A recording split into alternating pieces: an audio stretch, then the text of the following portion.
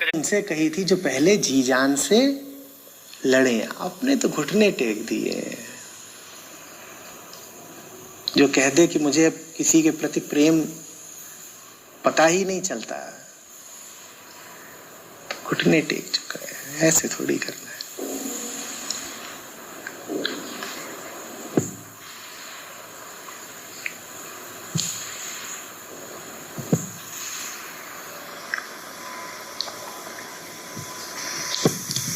क्या करना चाहिए?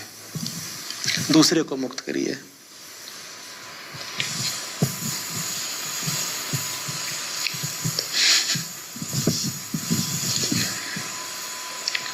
फंदा देखा है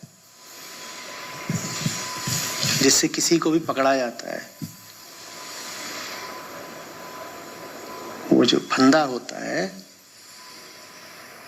वो फंदा उस रस्सी के दोनों तरफ होता है। रस्सी होती है, उसको हम बोलते हैं मैं फंदा डाल रहा हूं, तो उसमें फंदा रस्सी के उसी सिरे पर नहीं होता, इस सिरे पर भी होता है। इस सिरे पर उसने आपके हाथ को पकड़ रखा होता है और दूसरे सिरे पर उसने दूसरे व्यक्ति को पकड़ रखा होता है। अगर आप कहते हैं कि आपके जीवन पर फंदा पड़ा हुआ है, तो इसका निश्चित अर्थ है कि वो जो रस्सी है उसने किसी दूसरे पर फंदा डाला हुआ है। खुद आजाद होना है तो दूसरे को आजाद करो ना। हम दूसरे को जकड़ करके रखते हैं, उस पर उम्मीदें थोप करके, ये कह के कि भाई हम सब संसारी लोग हैं तो संसार के नियम कायदों का पालन तो करना पड़ेगा ना। ये सब बेकार की बातें हैं। पूरा संसार थोड़े ही आ रहा है आपको परेशान करने। संसार का हर मुद्दा थोड़े ही आपको परेशान कर रहा है। आपको कुछ गिने चुने लोगों को लेकर परेशानी है, बस उनकी बात करिए, उनको आजादी दीजिए, आपको भी मुक्ति मिलेगी।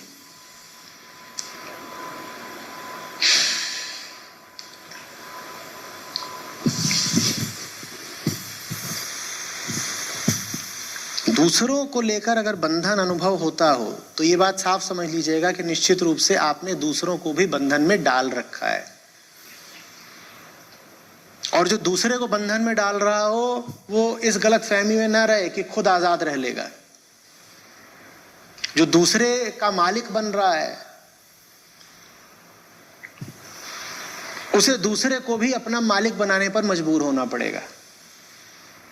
जो दूसरों से उम्मीदें रख रहा है उसे स्वयं भी मजबूर होना पड़ेगा दूसरों की उम्मीदें पूरी करने के लिए। और ये कोई जीने का तरीका नहीं हुआ।